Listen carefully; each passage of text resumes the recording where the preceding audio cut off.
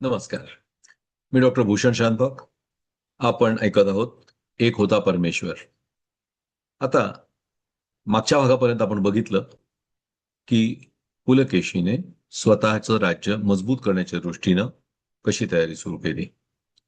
पण एक दिवस काहीतरी विचित्र बातमी आली आणि पुला खवळून उठला. तर काय झालं बघूया आजच्या भागात. झालं होतं असं की हुबळीच्या जवळ असलेल्या अलंगवाडीच्या जंगलात हिरू शिकारीसाठी गेला होता. तिथे दुर्दैवानं कदंबराज कृष्णवर्म्याचा मुलगा युवराज आनंद वर्मा आला होता. आनंद वर्माची शिकार तिथे अचानक आलेल्या हिरू आणि विजयअण्णामुळे हुकली. याचा आनंद वर्माला राग आला. त्याने विजयअण्णावर बाण सोडला. बाण सरळ विजयअण्णाच्या छातीत घुसला आणि विजयअण्णाचा तिथेच मृत्यू झाला. विजयाच्या मृत्यूमुळे चिडलेल्या हिरूनं आनंद वर्माला जाब विचारला. आनंद वर्मानं सरळ त्याच्या लोकांना हिरूला पकडायला सांगितलं.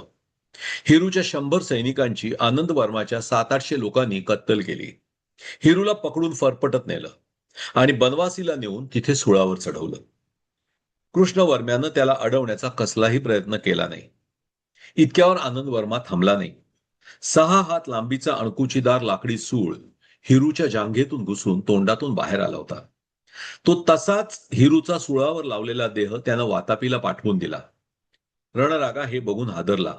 आपल्या मुलाची अशी क्रूरपणे हत्या केलेली पाहून खचला. पुला संतापानं पेटून उठला. हिरूचा अंत्यविधी करण्यापूर्वी त्याच्या शरीरातला सूळ बाहेर काढून मगच हिरूचा अंत्यविधी करायची त्यानं आज्ञा दिली. दुर्दैवानं रणरागाला हा धक्का सहन झाला नाही. त्यानं अंथरूण धरलं आणि 3 दिवसातच जगाचा निरोप घेतला. संतापानं पेटलेला पुला बनवासीवर हल्ला करायची तयारी करायला लागला, पण त्याला सुकेतून अडवलं. पुला, बनवासीवर हल्ला करणं इतकाच तुझा हेतू आहे की तुला कदंबांचा बदला घ्यायचा आहे? म्हणजे मला त्याचा बदला घ्यायचा आहे. त्या आनंद वर्माला याच सुळावर चढवायचंय. पुला, डोक्यात राग घालून संतापानं हल्ला केलास तर तो यशस्वी होईल? तुला काय म्हणायचंय सुकेतू? कदंबांना असंच सोडायचं? मुळीच नाही. उलट मी म्हणेन केवळ आनंद वर्माचा नाही, संपूर्ण कदंबांचा, सर्वांचा नाश कर. पण त्यासाठी नुसत्या रागानं हल्ला करून नाही चालणार. आपल्याला योग्य नियोजन करून हल्ला करावा लागेल, म्हणजे कदंबांचा संपूर्ण विनाश आपल्याला करता येईल. काय करायचं? पुला, मला 2 दिवस देशील? मला शांतपणे विचार करू दे. योग्य नियोजन केलं तर मग कदंब कुठेही जाऊ शकणार नाहीत. पुलाला काय वाटलं कोणास ठाऊक, पण त्याने मान्यता दिली. 2 दिवसांनी सुकेतू परत पुलकेशीला भेटला. पुला, मी खूप विचार केलाय, तुझ्या समोर मांडतोय, तुला पटतंय का बघ. थांब, आपण मेघमेरू, लिंगण्णा, केसरी, वनराज ह्यांना पण बोलवू. तू जे काही सांगणार आहेस त्याबद्दल त्यांचं काय म्हणणं आहे हे सुद्धा बघूया. पुलाचे सगळे साथीदार एकत्र जमले. विजयअण्णा आणि हिरूच्या मृत्यूचं सगळ्यांनाच दुःख होतं. सुकेतून बोलायला सुरुवात केली. पुला, मी जे सांगतोय ते सर्वांनी आधी पूर्णपणे ऐकून घ्या. मध्ये मध्ये काही विचारू नका. माझं बोलून झालं की मग आपण यावर चर्चा करू. ते स्वीकारायचं की नाही हे नंतर ठरवू. चालेल? सर्वांनी मान्यता दिली. सुकेतू बोलू लागला. कितीही जरी म्हटलं तरी आज आपली ताकद तर कदंबांच्या 10% सुद्धा नाहीये. समोरासमोरच्या लढाईत आपला निभाव लागणार नाही. त्यामुळे सरळ बनवासीवर हल्ला करण्याच्या ऐवजी आपण छुपी लढाई करायची. आपला जंगलाचा भाग आपल्याला लढायला अत्यंत सोयीचा आणि एखाद्या मैदानी सरावलेल्या सैन्यालाही दुष्कर असाच आहे. आपण कदंबांच्या सैन्याला इथे यायला भाग पाडायचं. एका फटक्यात कधीच सर्व सैन्य येणार नाही आणि तेच आपल्या पथ्यावर पडेल.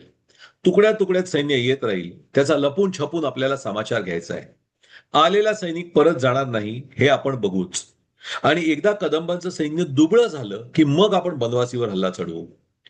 त्याचबरोबर बनवासीला अन्नधान्याची टंचाई होईल याची व्यवस्था सुद्धा आपल्याला करायची आहे, पण कशी ते मी नंतर सांगेन. सध्या तरी मुख्य सैन्याला समोरासमोर तोंड देणं टाळणं, अपेक्षेपेक्षा वेगळ्या वेळेला हल्ला करणं आणि अप्रत्यक्ष हल्ला या त्रिसूत्रीवर आपण कदंबाच्या सैन्याला जेरीला आणू शकतो. थोडक्यात सांगायचं तर कदंबांना यायला भाग पाडायचं, थेट लढाई टाळून सैन्याचे लचके तोडायचे आणि जेव्हा वेळ आपल्याला सोयीची असेल, जागा सोयीची असेल आणि शत्रू दुबळा असेल तेव्हा निर्वाणीचा हल्ला करायचा, अशी माझी योजना आहे. कोणाला काही बोलायचं असेल तर बोला. एकीकडे सर्वांना हे पटत असलं तरी अशा प्रकारे लढण्याला वेळ लागणार होता. पुलकेशी त्यासाठी नाखुश होता, पण बाकीच्यांनी त्याला समजावलं. आपल्याला विजय मिळवणं हे महत्वाचं आहे. बनवासीवर चढाई करून मारले गेलो तर हिरूचा सूड कसा घेणार? ते मात्र त्याला पटलं. कुठून सुरुवात करावी याचा विचार झाला. सुकेतून खरंच सगळ्या गोष्टी तयार ठेवल्या होत्या. त्यानं त्याचा विचार सांगितला. तो म्हणाला, आपण स्वतंत्र आहोत आणि यापुढे कदंबांना कसलाही सारा देणार नाही असं जाहीर करावं. म्हणजे आपल्या बंदोबस्तासाठी कदंबांना सैन्य पाठवावंच लागेल. त्याप्रमाणे पुलानं स्वातंत्र्य तर जाहीर केलंच, पण आजपर्यंत भरलेला सर्व सारा कदंबांकडून परत मागवला. सुकेतूच्या अंदाजानुसार चालुक्यांचं बंड मोडून काढायला कृष्णवर्म्यानं आपला सरदार विष्णू केतू याला 3,000 फौजेसह रवाना केल्याची खबर लवकरच पुलाला मिळाली. इथे पुलकेशी आणि त्याचे साथीदार काही स्वस्थ बसले नव्हते. जंगलातून येणाऱ्या मार्गांवर त्यांच्या हालचाली चालू होत्या. महत्वाचं म्हणजे आजूबाजूच्या गावात पुला पूर्वीपासूनच येत जात होता. तिथल्या गावकऱ्यांशी बोलत होता, त्यांच्या अडचणी समजावून घेत होता, होईल तितकी मदत करत होता.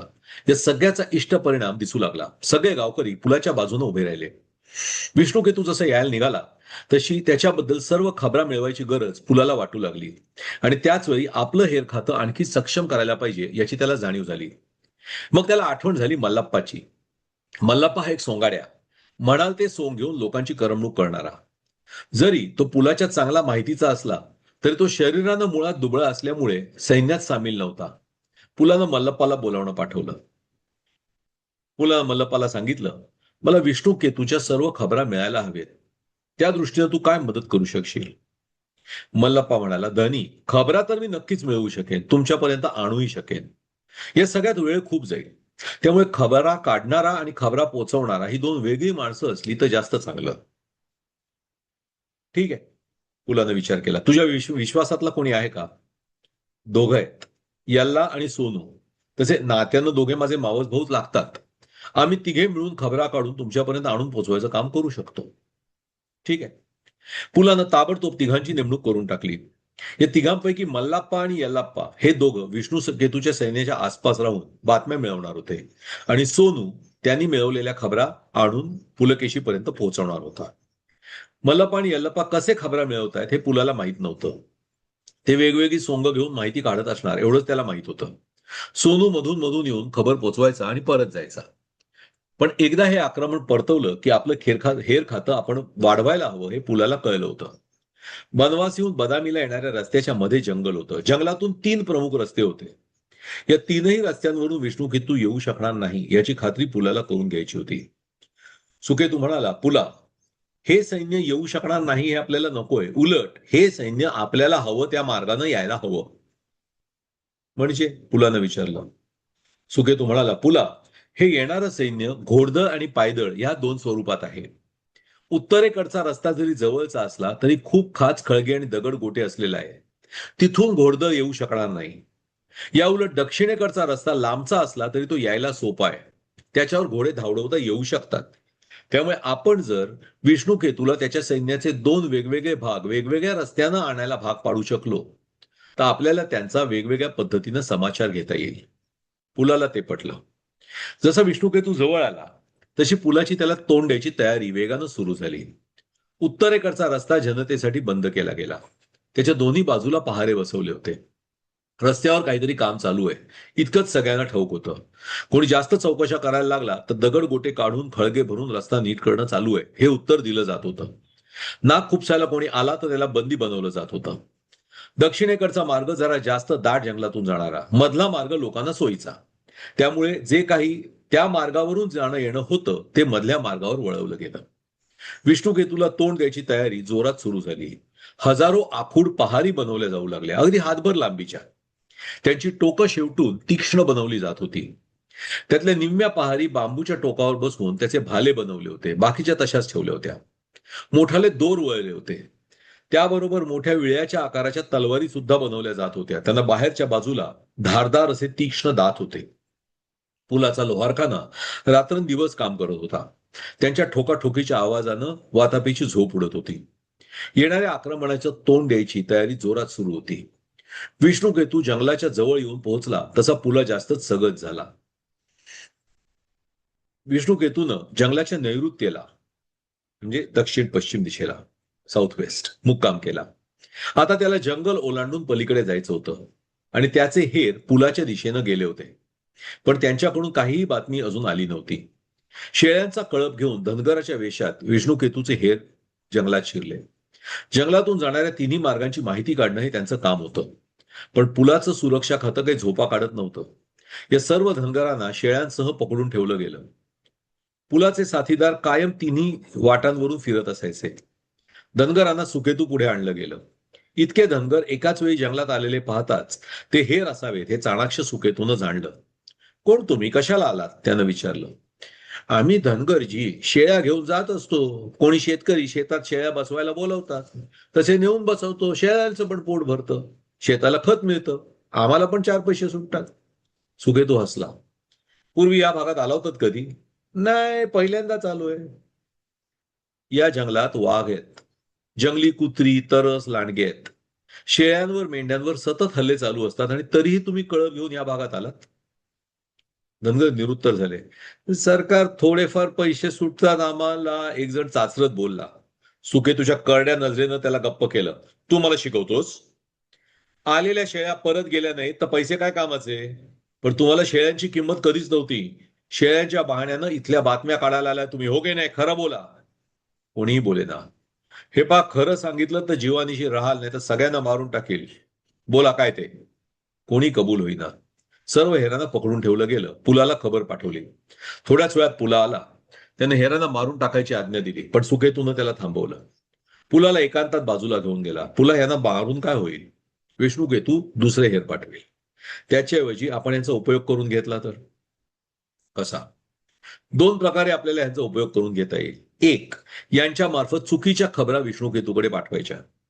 मी यांची चौकशी केली. एक अगदी कोवळा मुलगा आहे. तो स्वतः हेर नसावा, पण बहुधा त्या दृष्टीनं तयारी करायला त्याला सोबत आणलेलं असावं. तशी ही टेरणी फारशी जोखमीची नसावी असा बहुधा त्यांचा समज झालेला असणार. तो पोरगा बापाच्या बरोबर आहे, पण त्याचा बाप मात्र हेर आहे नक्की. लेकाला ओलीस ठेवून आपण बापामार्फत हवी ती माहिती हव्या त्या स्वरूपात विष्णुकेतूकडे पाठवू शकतो. मुलाला वाचवण्यासाठी बाप आपल्याला हवं ते करील. दुसरं म्हणजे आज ना उद्या आपण कदंबांचा नाश करणारच. त्यानंतर आपलं हेर खातं बळकट करण्यासाठी आपण यांचा वापर करू शकतो. आज यांच्यावर विश्वास नाही ठेवता येणार, कारण त्यांची निष्ठा कदंबांच्या पायाशी आहे. पण एकदा का आपण कदंबांचा नाश केला की हे आपल्या उपयोगाला नक्की येतील. पुलाला ते पटलं. दोन बापलेक वगळता इतरांना नेऊन कोणाच्या नजरेला पडणार नाही अशा बंदोबस्तानं वेगवेगळ्या ठिकाणी सुरक्षित ठेवायला सांगितलं. यानंतर पुलाने एक वेगळीच चाल रचली. दोन बापलेक हेरांना समोर आणलं गेलं. बापाला खांबाला बांधून घातलं.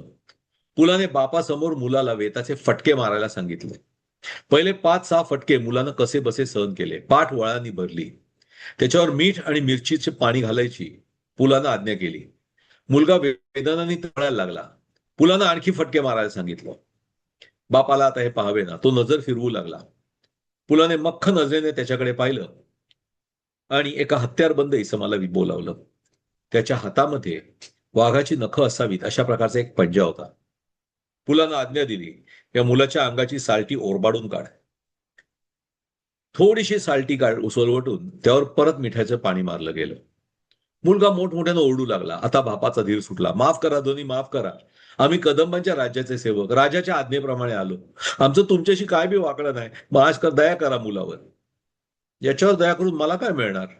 पुलाचा मख्खपणा कायम होता. तुम्ही सांगाल तसं करतो धनी, नका पोराला आणखी मारू. तू काय करू शकणार आहेस? तुम्ही सांगा धनी, काय सांगाल ते करतो मी. ठीक आहे, लक्षात ठेव, माझ्याशी धोकेबाजी केलीस तर मुलाला भोगायला लागेल. नाही नाही धनी, नाही धनी, तुम्ही सांगाल ते चोख करीन. तुझं नाव काय? भैरू. इथली माहिती कशी पाठवतोस?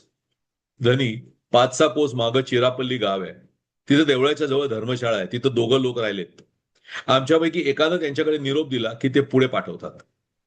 ठीक आहे, आता मी सांगतो तसा निरोप पुढे पाठवायचा. काही गफलत झाली तर मुलगा किती तडफडू शकतो हे तुला बघायला लागेल. समजतंय? नाही धनी, नाही नाही, गफलत नाही होणार. ठीक आहे, आता लगेच जाऊन निरोप दे आणि माघारी ये. लगेच गेलास तर निरोप देऊन संध्याकाळपर्यंत परत येऊ शकतोस. नाही आलास तर दर एका प्रहरानं तुझ्या मुलाचं एक एक बोट हातोड्यानं चेंदा मेंदा होईपर्यंत ठेचलं जाईल. समजतंय? जा. पुलानं त्याची काहीच तयारी नसल्याचा आणि जंगलात येणं सुरक्षित असल्याचा निरोप बहिरू मार्फत पाठवला.